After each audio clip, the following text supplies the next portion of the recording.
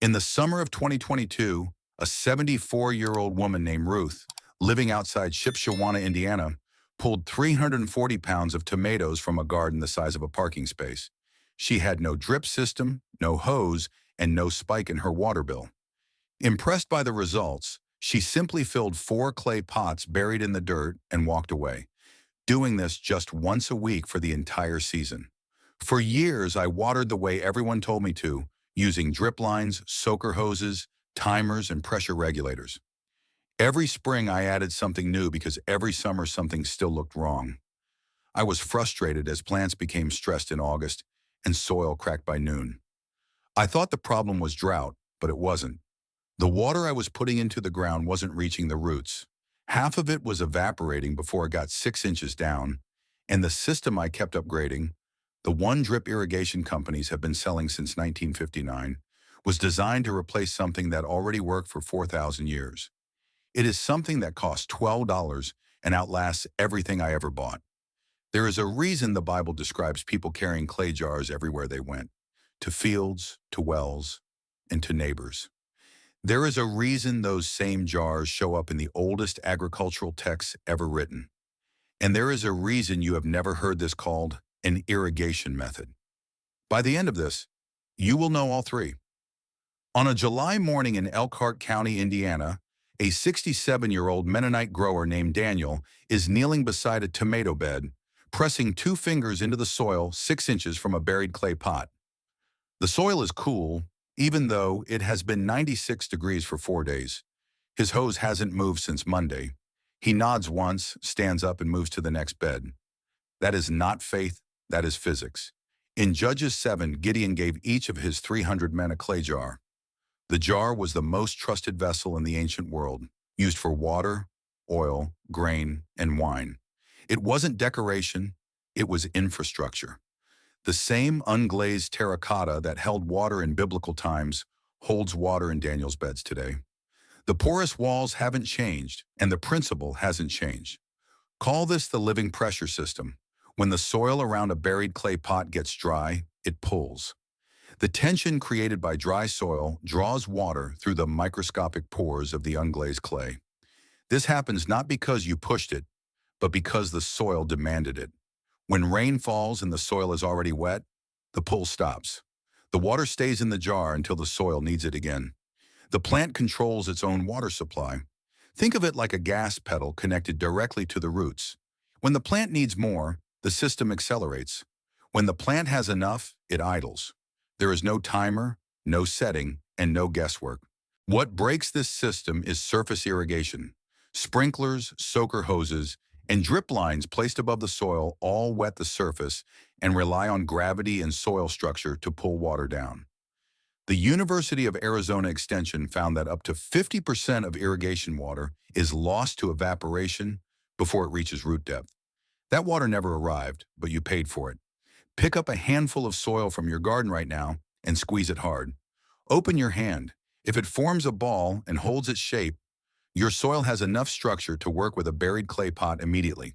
If it crumbles completely to dust, your soil is too sandy and will drain the pot faster than the roots can use it. You will need to mix in compost before installing. If it stays a hard clump that won't crumble at all, you have heavy clay and you will need to mix in coarse sand or perlite first. That test just told you what your soil needs before you spend $1. Here is your first step. Go to any hardware store or garden center and buy one unglazed terracotta pot. 6 inches is enough to start. Also, get a cork or a small tube of food-safe silicone. Seal the drainage hole and let it cure overnight. That is the whole supply list. The question that follows from this is simple. If the pot controls the water, what exactly controls the pot? That soil test you just did revealed something deeper than texture. The University of Arizona Cooperative Extension measured water savings in 2021 and found that buried clay pot irrigation saves between 60 and 70% of water compared to conventional watering. This is not just less frequent watering, but 60 to 70% less total water. You get the same roots and the same yield for 1/3 of the water bill. That number comes from the same principle described in 1 Kings 17:14, where the jar of flour will not be used up and the jug of oil will not run dry. The physical detail matters here. The jug doesn't empty because the supply matches the need exactly. That is not poetry. It is a description of how an unglazed vessel manages its contents under demand. In 2013, researchers in Kenya compared buried clay pots to furrow irrigation on plots of maize and tomatoes. The clay pot system used 97% less water. Maize yields per unit of water increased 32%, and tomatoes increased 43%. It was the same land and the same sun, just using one jar. The Mennonite community around Goshen, Indiana, has used this principle continuously since the 1800s. They use the same logic: water stored at root level and released on demand. Families there have gardened the same plots for 5 and 6 generations without soil degradation. The water never hit the surface long enough to evaporate, and the roots never stretched upward looking for moisture. They grew down, dense and deep.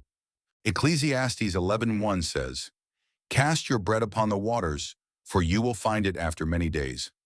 The agronomic reading is precise.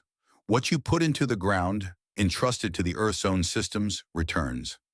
The Kenyan study found it in yields that outperform modern irrigation, and Mennonite families found it after many generations. Go to your garden and push your index finger straight down into the soil as deep as it will go, all the way to the second knuckle. What do you feel at the tip? If it is cool and slightly moist, your roots are receiving water at depth and the soil is working. If it is dry and warm all the way down, water isn't reaching the root zone. Your surface watering is evaporating before it gets there. If you already have a buried pot in place and the soil is uniformly moist 6 inches in every direction, the system is running correctly. Your second step is installation. Dig a hole 10 inches deep. Place the sealed pot inside it, leaving 1 to 2 inches of the neck above the soil surface. Backfill gently around it. Fill the pot with water and set a flat stone or terracotta saucer over the opening. Plant your seedlings or seeds 6 to 12 inches from the neck in any direction. That radius is your active watering zone. One pot covers roughly a 2-foot circle. In heavy clay soil, lay a flat dish in the bottom of the hole before placing the pot to spread the water outward instead of letting it drain straight down. Leah is 71 years old and lives outside Middlebury, Indiana. Her pepper bed has 8 buried pots spaced evenly across a 4x8 frame. She fills them on Sunday morning and doesn't touch that bed again until the following Sunday. Her pepper plants hit full production 3 weeks before her neighbor's drip-irrigated plants every single season. Her neighbor's system costs $80 to replace the tubing every 2 years, while Leah's pots are 7 years old and intact. The drip irrigation industry was invented in 1959 at a kibbutz in Israel. The engineers were solving water scarcity in the Negev desert, but the solution they commercialized required pressure regulators, filters, emitters, tubing, and annual maintenance. It also replaced the clay pot system that had been doing the same job in that same region for 4,000 years, without a parts list, electricity, or a manual. Drip line emitters clog with minerals and tubing cracks under UV exposure after 2 to 3 seasons. Pressure drops unevenly across long runs, leaving plants at the far end underwatered. Because the lines sit on the surface, the top 2 inches of soil stay wet while the root zone 6 inches down stays dry. Roots follow water, and shallow water produces shallow roots. If you have had your pot installed for 48 hours or more, push a wooden chopstick or a thin dowel into the soil 6 inches from the pot's neck. Pull it out. If the dowel comes out with soil clinging to it and feels cool to the touch, the moisture is moving correctly through the root zone. If the dowel comes out clean and dry, the pot may be glazed on the inside and not passing water. Return it and get unglazed terracotta only. You can test any pot before buying by wetting the outside wall and pressing your palm against it for 10 seconds. If your palm is damp when you lift it, the pot is porous and will work. Here is the full picture. You seal the drainage hole in an unglazed terracotta pot and soak it in clean water for 30 minutes before burying it. This prevents the dry clay from absorbing all the water on the first fill instead of releasing it to the soil. You bury it 10 inches deep with the neck above ground and a stone on top. You plant around it at 6 to 12 inches, fill it once, and then leave it. If you go seal that pot right now, it can be in the ground before dinner. Tomorrow morning, push your finger 6 inches into the soil beside it, and you will feel the difference. In 7 days, the surface around the pot will stay dry, meaning almost no evaporation is happening, while the roots receive constant calibrated moisture. In 30 days, your plant's root systems will have oriented themselves toward the pot. If you dig a small test hole at the end of the season, you will see roots growing around it and hugging it. The plant found the water and built toward it. In a full season, most gardeners who switch report filling the pot 70% less often than they use their hose. If the pot drains completely in under 2 days, your soil is too sandy. Add 3 inches of mulch over the surface and mix compost into the soil. If the water level doesn't drop after 48 hours, the pot has a glaze. Tap the wall. Glazed terracotta sounds higher pitched and feels smooth, while unglazed sounds duller and feels slightly rough. When you pull your plants at the season's end, leave the pot in place.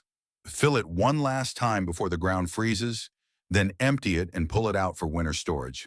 The average American household spends $660 a year on garden products, and water bills for outdoor irrigation can be up to 30% of total use. Half that water evaporates. A set of 4 terracotta pots costs under $50 and lasts at least 7 years. The water they deliver goes directly to the roots with zero evaporation. This system is 97% more efficient than field irrigation and equal to or better than commercial drip systems without the maintenance. One system was invented in 1959 and requires parts. The other was practiced for 40 centuries and costs $12. The soil stays moist at root level, the surface stays dry, and weeds stay down. Researchers in India found 87% fewer weeds in clay pot irrigated plots. Proverbs 3:19 says, "By wisdom, the Lord laid the earth's foundations." The soil doesn't need to be improved with products, it needs to be understood. An unglazed clay pot works with the pressure the soil creates naturally. Tonight, seal a drainage hole. Tomorrow, soak it and dig a 10-inch hole. Fill it and watch the soil. Don't buy the most expensive pot. The cheapest unglazed one works best. Ruth in Shipshewana, 74 years old, 4 pots, 340 pounds of tomatoes. You know exactly how she did it now. The ground already knows how to water itself.